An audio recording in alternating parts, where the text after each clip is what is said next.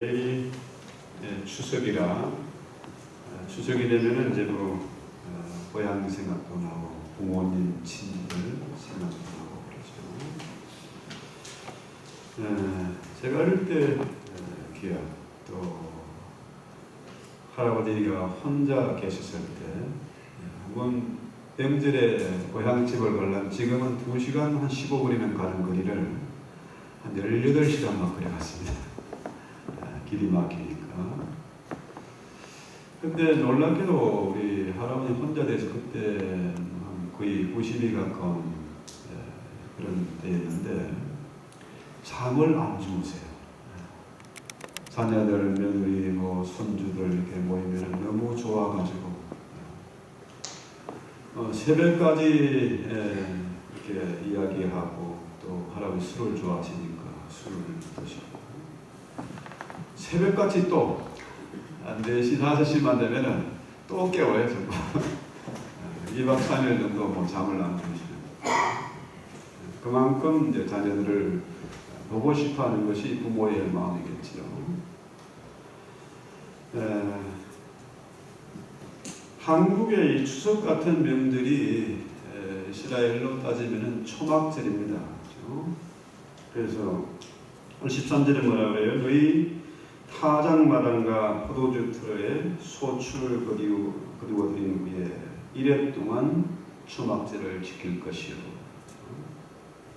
이제 곡식을 거두고 마지막 하는 게 이제 포도주를 다 만드는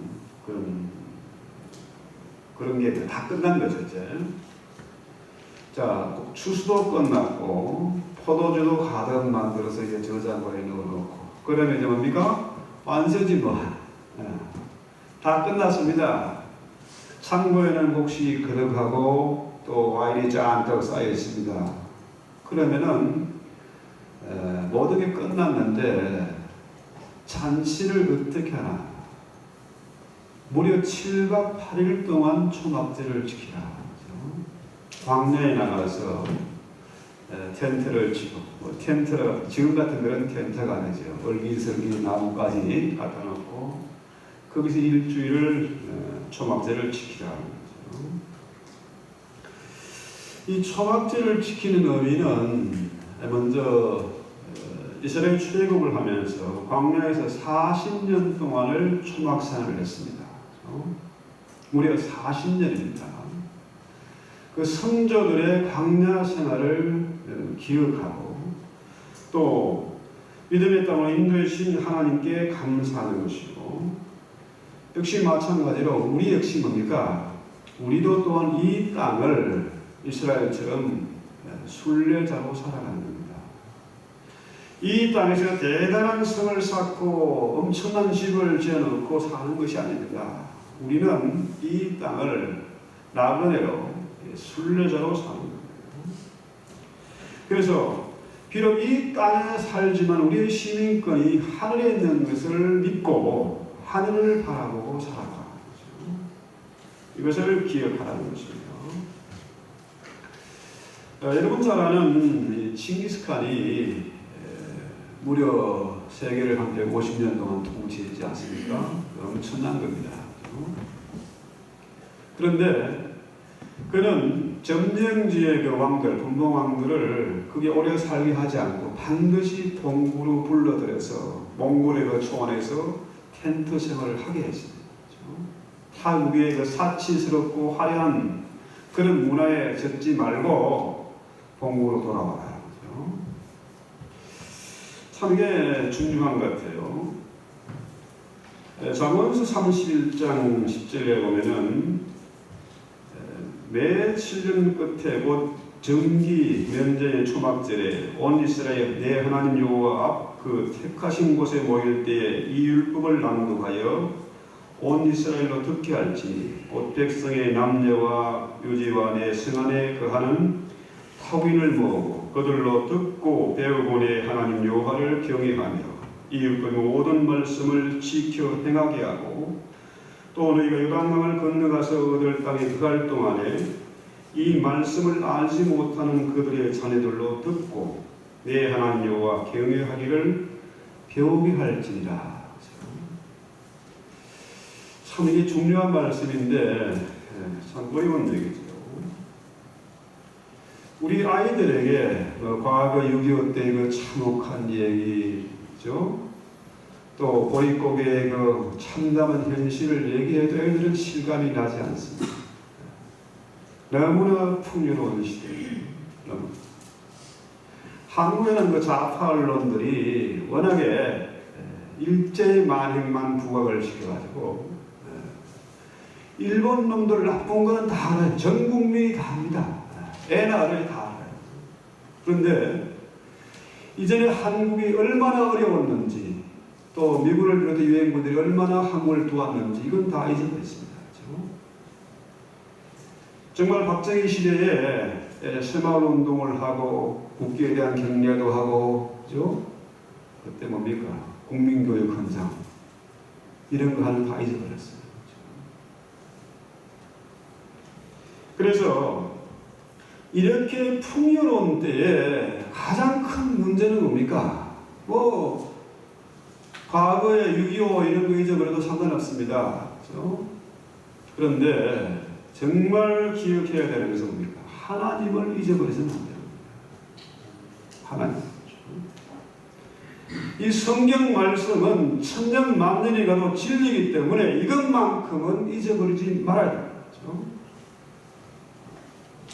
그래서 아구의 기도 장에 나오죠. 30장 잠언서 30장 7절에 보면은 내가 두 가지 일을 주께 구했으니 내가 죽기 전에 내게 거절하지 마옵소서. 곧 헛된 것과 거짓말을 내게서 멀리 하옵시며 나를 가난하게도 마옵시고 부하게도 마옵시고 오직 필요한 양식으로 나를 먹이시옵소서. 혹 내가 배불러서 하나님을 모른다 여호와가 누구냐 할까 하오며 혹 내가 가난하여 도적질하고 내 하나님의 이름을 욕되게 할까 두려워함입니다. 자, 이 아굴의 기도는 우리에게 많은 것을 가르쳐주고 교훈을 줍니다. 그렇죠? 지금 너무나 풍요로워서 하나님을 부인하고 있습니다. 하나님을 찾을 필요가 없어요. 기도할 필요가 없습니다. 아프면 약국 가고 병원 가면 되고요. 돈 없으면 카드 긁으면 되고. 그렇죠? 하나님이 없는 세상, 하나님이 필요 없는 세상이 되어졌습니다. 이런 이 시대의 아이들에게 성경을 가르치고 하나님을 가르치는 것이 참으로 어렵습니다. 그렇죠? 저 역시 목사이지만은 이게 참 자신 없는 문제예요. 이렇게 풍요로운 시대에 어떻게 아이들을 하나님을 만나게 할까? 오직 나의 삶을 통해서 내가 돈을 탐하지 않고 거짓을 행하지 않고 하나님 앞에 사람 앞에 정직하고 성실하게 살아가는 모습을 보여요. 또 초막절의 의미 뭡니까? 과와 가부와 나자와 모든 하인들 이런 사람, 소외되고 제일 밑바닥에 있는 그 사람들을 위해서 선을 행하는 그런 삶을 통해서만 아이들을 가르치죠. 오직 하나님 앞에 이 아이들의 장래를 맡아달라고 기도할 수밖에 없습니다. 오늘 우리 교회에 남아프리카 공화국에 이제 선교사로 계신 김정경 목사님 아들과 같이 아들 시온이 같이 방문을 했습니다. 대학 동창인데 남아공에 가서 8년 만에 교회 6개를 건물을 세우고 또 신학을 운영하고 아주 귀한 사역을 열심히 감당하고 계신 분이세요. 그래서 그 아들이 참 잘생기고 또 인상이 너무 좋고 그래서 물어봤어요. 야, 시온아 너 그동안에 하나님 원망하고 부모를 정말 향해서 원망하고 상처받은 적이 없나? 고등학교까지 졸업할 때까지 그랬대요. 그런데 아프리카에 가서 흑인들의 그 참담한 모습, 정말 상식이 통하지 않고 정말 기막히게 살아가는 그 모습을 보고 나는 너무나 선택받은 사람이다. 목사의 자녀로서 많은 것을 누렸구나. 이 생각으로 생각이 바뀌어서 지금 아프리카에서 신학대학을 졸업했다. 그래서 미국에 이제 유학을 보려고 지금 잠깐 들립니다. 자, 부모님이 그렇게 애쓰고 수고하고 그 모습을 보고 요즘 젊은이들이 하나님의 사역을 하겠다고 신학교에 간 모습이 얼마나 이쁜지 제가 참 감동을 받았습니다. 자, 어제 그 시온이와 대화하면서 오늘 이 말씀을 생각해 봤습니다. 여러분, 부자 되게 해달라고 기도하지 마십시오.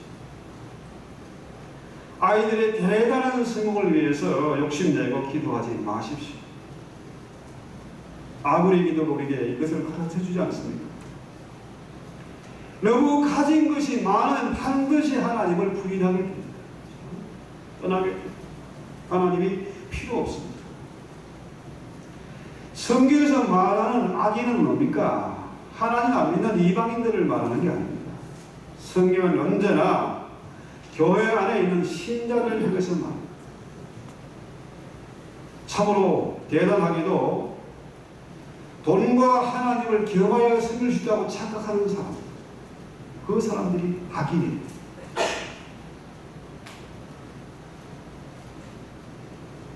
엄청난 착각 속에 불의와 타협을 하고 저들에게 항복을 하고 무서워서 아부 떠는 자들, 이런 자들이 바로 성경이 말하는 악인이라는 거죠. 바로 이 시대에 저와 여러분에게, 이 시대의 교회들에게 하시는 성령의 음성입니다. 그래서 오늘 14절에 뭐라 합니까? 절기를 지킬 때, 초막절을 지키는데 너와 내 자녀와 내 노비와 성전에 가는 레위인과 객과 고아와 가부와 함께 즐거워하라. 자, 명절이 되면은 대단히 풍성한 음식을 준비하겠죠. 소를 잡고 양을 잡고.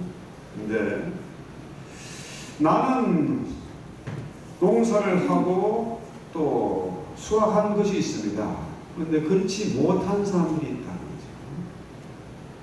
그래서 이 음식을 많이 장만했는데 너희만 먹지 말고 소외되고 어려운 사람들에게 나누어 주어라.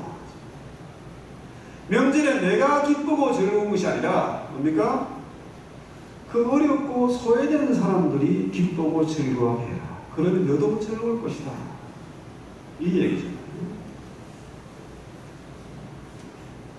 그렇습니다. 남이 나를 즐겁게 하는 것이 아닙니다. 내가 남을 해피하게 하면은, 저들로 하여금 해피하게 하면은 나도 역시 즐거울 것이다. 이 얘기죠. 내가 애써 땀 흘려 수고한 이 수확물을 내 가진 것을 나누어 줄 때에 모두가 즐겁고 하나님이 기뻐하시고 하나님은 그런 자에게 복을 주신다. 참 어려운 문제죠. 요즘 세상에 네 것은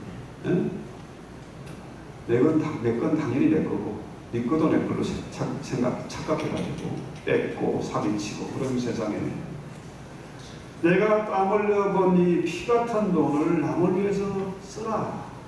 아까운 게 아니고 이게 손해보는 게 아니다. 왜? 하나님이 너에게 복을 주실 것이다.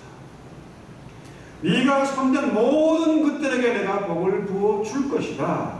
이것이 성경의 말씀. 그래서 오늘 우리가 주일날 이렇게 예배를 드린 겁니까? 바로 초막절 같은 그런 예배 아니겠습니까? 그런 잔치잖아요. 매주의 잔치. 택하신 곳에서, 하나님 택한 곳에서 이 절기를 지켜야 되고, 하나님 앞에서 이 초막절을 지키라는 겁니다. 하나님 앞에서. 자, 명절에 온 집안 친정이 다 모이지 않습니까? 모처럼 가족들을 만나고 친구들을 만나고 고향 산천을 찾지 않습니까? 그러나 우리가 멀리 있어서 고향에 가지 못하지만, 가족을 만나지 못하지만 하나님은 새로운 가족, 새로운 친지들을 만나게 하셨지 않습니까? 그래서 우리가 이 택하신 장소에서 하나님 앞에서 우리가 잔치를 하는 겁니다. 왜냐? 모든 것이 하나님으로부터 왔고 또 모든 것이 하나님의 것이기 때문에 우리가 이곳에서 하나님을 만나는 것이죠. 초막절의 의미는 뭡니까? 가장 중요한 것은 하나님 앞에 나옵니다. 이스라엘 사람들이 매 3번, 해마다 3번은 하나님 앞에 나와야 했습니다. 예루살렘 성전에 나오는 거죠. 뭐하러 옵니까? 하나님 앞에 얼굴을 내밀러 오는 겁니다. 아까 우리 한국의 추석에 얘기를 했지 않습니까? 그렇게 먼 길을, 길이 막히고 먼 길을 고향을 찾고 밤을 새워서 담소를 나누고 한번 얼굴을 보자는 거죠. 하나님을 그렇게 기다리고 보기를 원하십니다. 하나님 앞에서.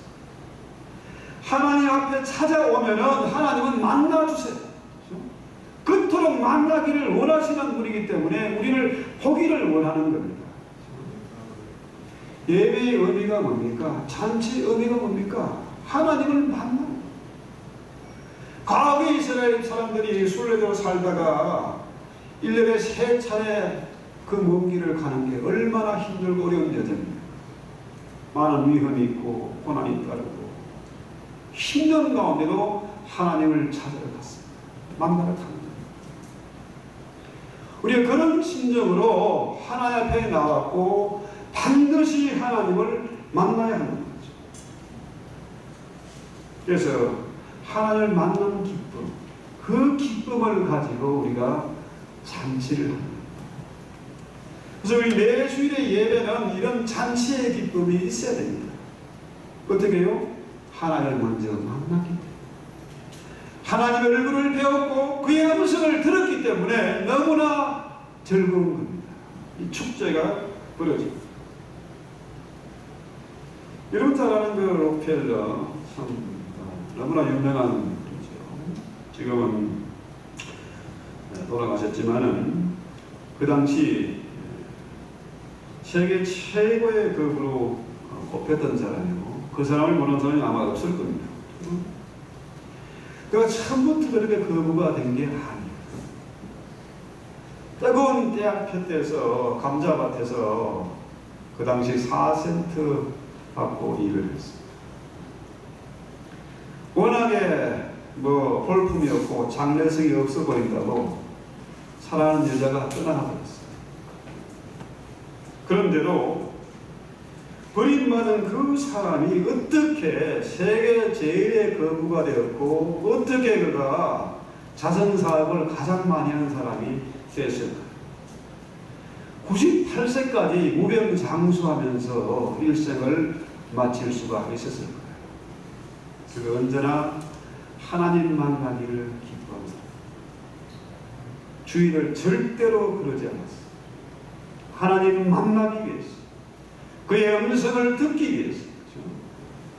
그래서 아이들을 주일학교에서 가르치면서 절대로 남들이 좋아하는 무슨 댄스 파티 같은 데 안 가고 사치스러운 척을 하지 않고 하루도 기도를 빠뜨리지 않고 늘 성경을 묵상하는 사람. 그의 기도의 점은 아브라함의 기도처럼 너무 부하기도 마옵시고 가난하기도 마옵시고 하나님 앞에 부끄러움 없이 사는 것이 유일한 소망이었습니다. 오늘 우리가 예배하러 왔습니다. 예배는 뭐 하는 것입니까? 하나님을 만나서 눈도장을 찍고 다시 계약을 갱신한다. 시편 50편 말씀에 나오잖아요. 나와 언약한 백성들을 불러 모으라. 뭐 아무나 예배하는 것이 아닙니다. 하나님과 예배로 제사로 언약한 자들만이 우리가 예배할 수 있는,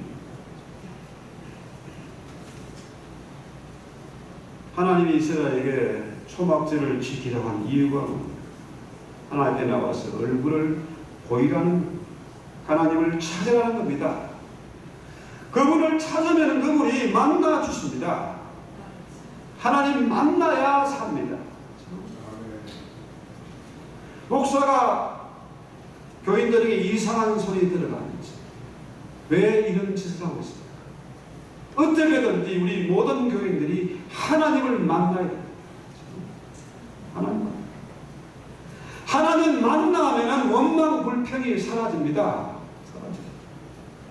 왜 우리를 돌보지 않고 뭐 학교를 세우고 뭐 캠프를 하고 왜 하냐? 돈도 없는데. 왜 그럽니까? 왜? 우리가 해야 할 일이 있고, 이것이 목사의 교회도 아니고 장로의 교회도 아니고 뭡니까? 하나님의 집, 만민이 기도하는 하나님의 집입니다. 우리 해야 할 일이 있는 겁니다. 교회가 무슨 사교 클럽도 아니고 친목단체가 아니지 않습니까? 우리끼리 모여서 쎄쎄하고 파티하는 것이 아닙니다. 어떻게든지 하나님을 만나는 사람들, 하나님을 만나면 인생이 바뀌고 운명이 바뀌고 하나님의 음성을 들으면 소망이 생기고 힘이 생기지 않습니까? 어떻게든 우리의 기도의 제목은 록펠러처럼 하나님의 음성을 듣는, 하나님의 얼굴을 배우는 겁니다. 어떻게든 내 일생이 하나님의 부끄럽지 않도록 말씀을 묵상하며 기도하면서 흔들리지 않고 치우치지 않고 똑바로 그의 나라를 바라보면서 이 땅을 순례자로 살아가는 것입니다. 자, 추수가 끝났습니다. 저장고에 포도주가 가득합니다. 모든 게 끝나고 만세가 아닙니다. 그때 우리 할 일은 뭡니까? 초막 안에 들어가는 것입니다. 초막절을 지키는 것이 간단한 일이 아니잖아요. 자그마치 7박 8일입니다. 광야에서 지내는 것입니다. 우리는 하나님 앞에 나왔습니다. 하나님을 만나야 되고 내 안에 계신 성령의 그 세미한 음성을 들어요. 구약시대에는 힘들어서 1년에 3차례 하나님 만나러 갔죠. 예수 그리스도의 그 십자가의 공로로 말미암아 그의 보내신 성령이 네 안에 계십니다. 지금도 내 마음의 문을 두드리고 계십니다. 나와 한번 만나자. 내 얼굴을 보자. 내가 너와 평생토록 임만을 할 것이다. 그 성령의 세미한 음성을 들읍니다. 성령께서 말할 수 없는 간식으로 지금도 간구하시는, 나를 대신해서 애타게 기도하시는 그 성령의 음성을 들어야 합니다. 이렇게 어려운 시대에 이렇게 하나님 믿기가 어렵고 유혹하는 것들이 너무나 많고 풍족한 시대에 우리가 어떻게 됩니까? 어떻게 이 아이들에게 하나님을 만나게 하고 하나님을 가르칠 수 있겠습니까? 말로 되는 것이 아닙니다. 예배를 말로만 하는 것이 아닙니다. 말로만 노래하는 것이 아닙니다. 말로만 설교합니다. 우리 삶을 통해서 우리가 아이들에게 가르치고 하나님을 만나게 됩니다. 이 시대의 유일한 희망이 교회에 있고 우리에게 있다는 사실을 명심하고 우리 찬송하고 기도합시다. 찬송가 531장입니다.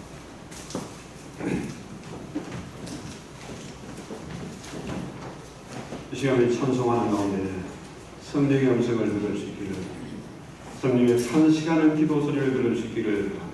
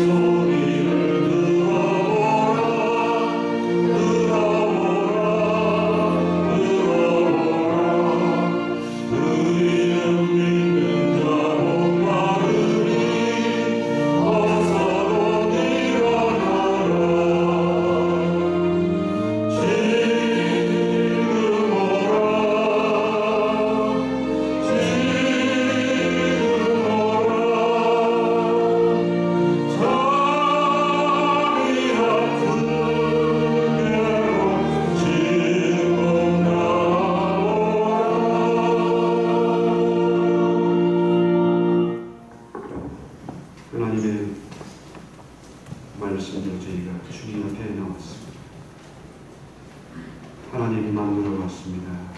그 음성 듣기를 위해서 왔습니다. 이 귀한 명절에 주님 만나는 기쁨을 누리게 하신 것을 감사합니다. 주의 음성 듣게 하시는 것을 감사합니다. 지금도 내 마음의 문을 두드리고 계신, 문 밖에서 두드리고 계신 그 주님을 영접하게 하시는 것을 감사합니다. 이제로 내 안에 계신 주님께서 나의 왕 되시고 나의 주인 되시고 나의 아버지 하나님 되셔서 일생토록 주의 말씀을 의지하며 그 말씀을 묵상하며 기도하며 순례자의 길을 가게 하옵소서. 나로 인해서 받은 복이 우리의 소외되고 그늘지고 고통당하는 이웃들에게 널리 증거되고 전파되게 하옵소서. 예수님의 이름으로 감사하고 기도합니다.